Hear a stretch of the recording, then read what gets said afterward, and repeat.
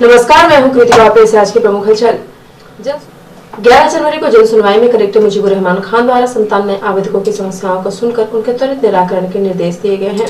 इसके साथ ही कोरोना संक्रमण के मामलों में लगातार वृद्धि के दृष्टिगत कलेक्टर श्री खान ने सतर्कता और सावधानी रखने के लिए कहा है।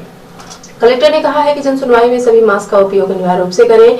बिना मास्क के जन सुनवाई में प्रवेश नहीं होगा। सभी शासकीय सेवक तथा हितग्राही मास्क लगाकर रखेंगे। इसके साथ ही 2 गज की दूरी का पालन करना अनिवार्य होगा। जन सुनवाई के दौरान कलेक्टर द्वारा गंभीर किस्म की शिकायतों पर समय सीमा अंकित कर संबंधित विभाग को निश्चित समय अवधि में निराकरण के निर्देश दिए। जन सुनवाई के दौरान खाद्यान्न नहीं मिलने, वृद्धावस्था पेंशन, विधवा पेंशन, राजस्व संबंधी मामले, सीमांकन, बंटवारा, भूमि पर कब्जा आदि से संबंधित प्रकरण, बिजली विभाग, स्वास्थ्य, शिक्षा से संबंधित आवेदन प्राप्त हुए, जिनके निराकरण के लिए संबंधित अधिकारियों को निर्देशित किया गया है। इस दौरान कलेक्टर ने कहा कि शासन द्वारा लोगों की समस्या के त्वरित निराकरण करने की मंशा से जन सुनवाई का आयोजन किया जाता है। इसे पूरी गंभीरता से तथा प्राप्त समस्याओं का निर्धारित समय सीमा में गुणवत्तापूर्ण निराकरण सुनिश्चित कराएं। जन सुनवाई में मुख्य कार्यपालन अधिकारी जिला पंचायत राहुल धोटे, उपखंड अधिकारी को पद्मनाभ आनंद सिंह राजावत सहित सभी विभागों के जिला स्तरीय अधिकारी उपस्थित रहे। सीधी जिले में क्ले मॉडलिंग से भी बहुत ही कम लोग परिचित होंगे, लेकिन इस क्ले मॉडलिंग में सीधी शहर में रहने वाले होनहार युवक सौरभ गुप्ता ने अपने इस प्रतिभा से लोगों को आकर्षित किया है और उन्हें इस विधा में एसएस कॉलेज सीधी और रीवा में भी पुरस्कार प्राप्त हुए हैं। रीवा से अपने इस कला में पुरस्कार प्राप्त करके लौटे सौरभ गुप्ता से एनटीवी इंडिया न्यूज ने एक खास मुलाकात की और उनसे क्ले मॉडलिंग से जुड़े कई सवाल पूछे। इसके साथ ही उनकी रुचि के संबंध में उनसे जानकारी ली। सौरभ, ये बताइए, आपको क्ले मॉडलिंग में 2 पुरस्कार मिले हैं। ये पहले तो हमें आप ये बताइए, क्ले मॉडलिंग होती क्या है? क्ले मॉडलिंग ये मिट्टी का एक मॉडल होता है। इसमें मतलब जो जिस महाविद्यालय में होता है ये, तो उस पर एक शिक्षक द्वारा निर्धारित किया जाता है कि क्या बनाना है। एक वो निश्चित स्टेटस दिया जाता है कि जैसे ऐतिहासिक धरोहर हो गया, कोई महापुरुष हो गया, तो उसके अंतर्गत, और वो हमें तुरंत बताया जाता है। उसके अंतर्गत जो भी हमारे दिमाग में रहता है तो ऑन द स्पॉट उसके एक निश्चित समय के अंदर बनाना होता है वो। जी, तो आप हमें ये बताइए, आपको यहाँ पे जिला स्तर पे पुरस्कार मिला था, वो कैसे मिला था, क्या बनाया था आपने? जिला स्तर पे आपके कन्या महाविद्यालय के प्राचार्य महोदय ने विषय दिया था, कोई महापुरुष बनाना है। तो पहले तो और भी लोग बना रहे थे, थोड़ा मेरे दिमाग में आया कि गांधी जी बनाना चाहिए। तो मैंने ऑन द स्पॉट और वहीं पे टेबल पे अपनी मिट्टी मैं घर से लेकर के गया था और मैंने वहाँ पे अपना प्रेजेंटेशन दिखाया। तो उसका काफ़ी अच्छा रिस्पांस मिला मुझे, और इस चीज़ के लिए सभी टीचर्स और मेरे पेरेंट्स भी बहुत सपोर्ट किए।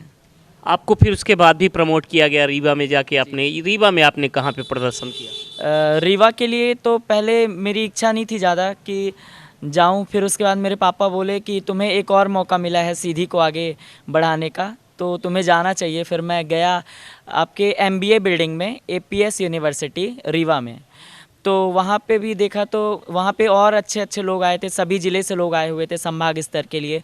और वहाँ पे भी मैंने देखा सभी कोई अच्छा प्रदर्शन कर रहे थे। मैंने उनके अकॉर्डिंग खुद को सबसे अच्छा बेहतर दिखाने की कोशिश की, क्योंकि मुझे ऐसा लग रहा था कि जब लोगों की उम्मीदें मेरे ऊपर टिकी हुई है, घर से पूरे सीधी ज़िले से थोड़ा नाम अच्छा हुआ, तो फिर मैं वहाँ गया और लोगों के बीच अपना प्रेजेंटेशन दिखाया और लक अच्छा रहा और मेहनत ने रिजल्ट आया। क्या बनाया था आपने वहाँ? वहाँ पे हमारा विषय था ऐतिहासिक धरोहर। तो ऐतिहासिक धरोहर को लेकर के पहले मैंने सोचा कि ऐसा कुछ बनाऊं जो एक सबसे अलग हो लोगों को दिखने में, और वो उसके बारे में थोड़ा सर्च भी करें, क्योंकि और भी जैसे महल, ताजमहल वगैरह हो गया, तो ये कॉमनली सबको ही बनाते हैं, अच्छा होता है। और फिर मैंने सांची का स्तूप सोचा, जो सम्राट अशोक द्वारा निर्मित था, मतलब उनकी कुछ अस्थियाँ भी थी, बौद्ध धर्म से रिलेटेड था ये। मैंने उसे बनाया और उस पर मैंने ऐसा कुछ क्रिएटिविटी दिखाया कि जो टीचर्स हैं उसको अट्रैक्टिव हो जाएं। उस पर मैंने हूबहू वही चीज़ दिखाने की कोशिश की। मुझे अंदाज़ा तक नहीं था कि वहाँ पे ऐसा कुछ सब्जेक्ट मिल जाएगा। मैं उसके एक दिन पहले घर पे विवेकानंद जी का चेहरा बनाने की कोशिश कर रहा था कि ऐसा कुछ हो सकता है, पर वहाँ पे ऑन द स्पॉट हमें बताया गया कि कोई ऐतिहासिक धरोहर बनाना है। आपको ये सफलता मिली है, क्या रुचि आपकी लगातार इस ओर है? क्या इसका स्कोप कहाँ तक है? इसका स्कोप नेशनल लेवल तक है और इस पे रुचि हमारी काफ़ी पहले से थी।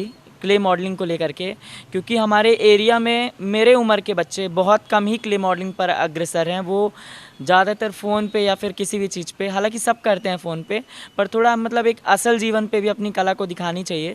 तो मुझे ऐसा लगा कि मैं ये सब करूं, और मेरे पेरेंट्स मुझे इस सब के लिए बहुत सपोर्ट करते हैं। मैं उनका बहुत शुक्रगुजार हूँ। आपको भी हमारे चैनल की तरफ से बहुत बहुत शुभकामनाएं। आप आगे जाएं और इस क्षेत्र में अपने ज़िले का नाम रोशन करें। बहुत बहुत धन्यवाद। जी धन्यवाद।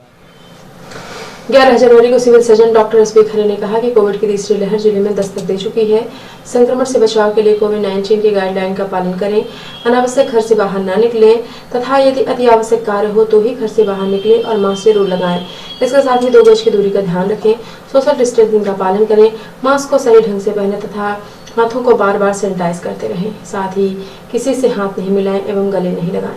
भीड़ भाड़ वाली जगह पर न जाएं जिससे कोरोना संक्रमण का खतरा नहीं होगा। सिविल सर्जन ने अपील की है कि 15 से 18 वर्ष के बच्चों का टीकाकरण जारी है, जिसमें सभी अभिभावक अपने बच्चों को टीकाकरण केंद्रों में ले जाकर उन्हें टीका अवश्य लगवाएं। संक्रमण से बचने का सबसे कारगर उपाय टीकाकरण ही है।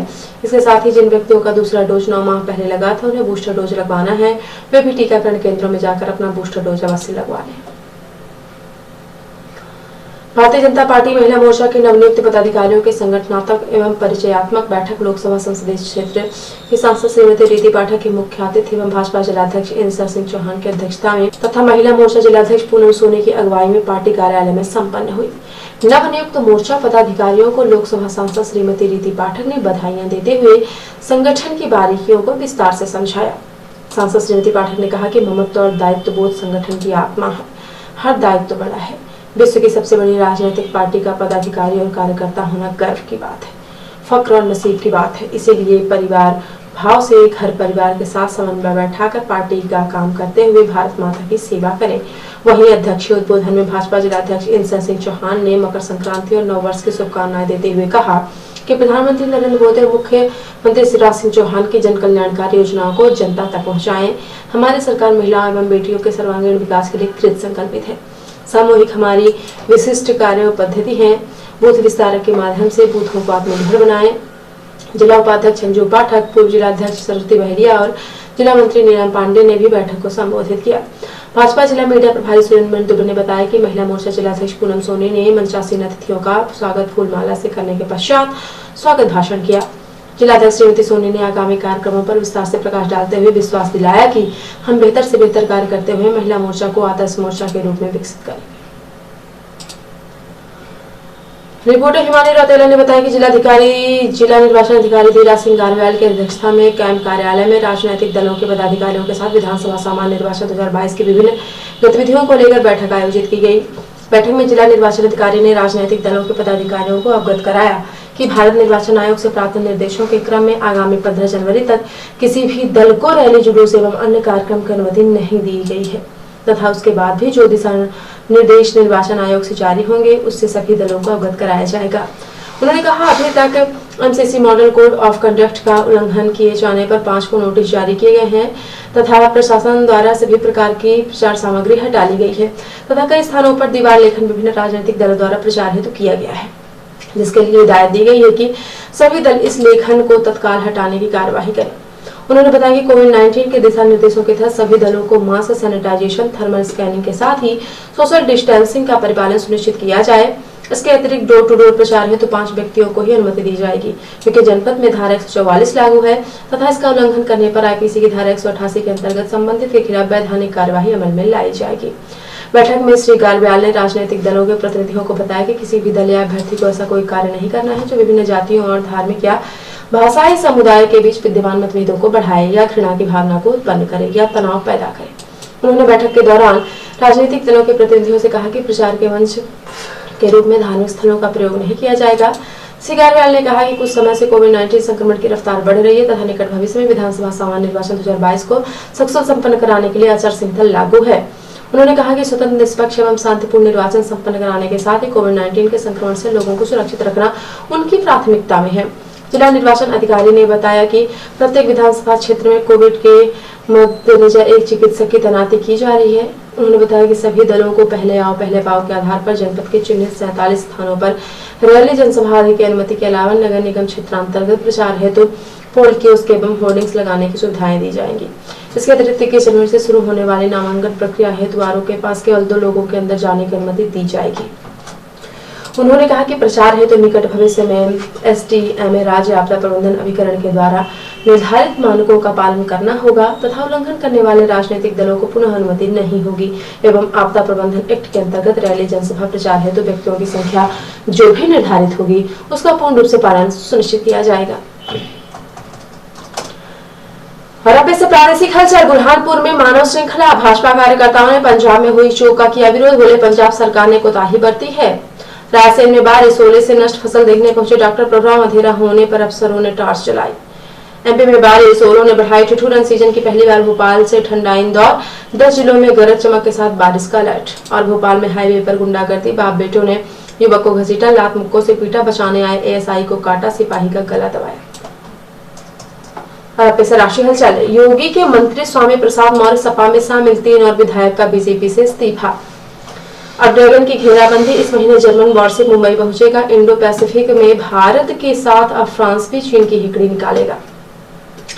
मायावती नहीं लड़ेंगी विधानसभा चुनाव। बसपा प्रमुख उत्तर प्रदेश की सभी 403 सीटों पर उतारेंगे उम्मीदवार। और यूपी विधानसभा में कांग्रेस का मास्टर स्ट्रोक। कांग्रेस चर्चित रेप विक्टिम के परिवारों और योगी सरकार में सताई महिलाओं को चुनाव में देगी टिकट। तो ये थी आज की प्रमुख हलचल। यदि आप न्यूज फेसबुक पर देखते हैं तो पेज को लाइक और फॉलो करें। यूट्यूब पर देखते हैं तो चैनल को लाइक शेयर और सब्सक्राइब करना बिल्कुल ना भूलें। आप किसी भी न्यूज को तत्काल पढ़ने के लिए लॉगिन करें www.ntvindianews.com। सीधी बम्बे की प्रत्येक न्यूज का अपडेट अपने फोन पे पाना चाहते हैं तो आप प्ले स्टोर से हमारा app NTV India news download करें और जुड़े रहे अपने आसपास के समस्त गतिविधियों से NTV इंडिया न्यूज के साथ। नमस्कार।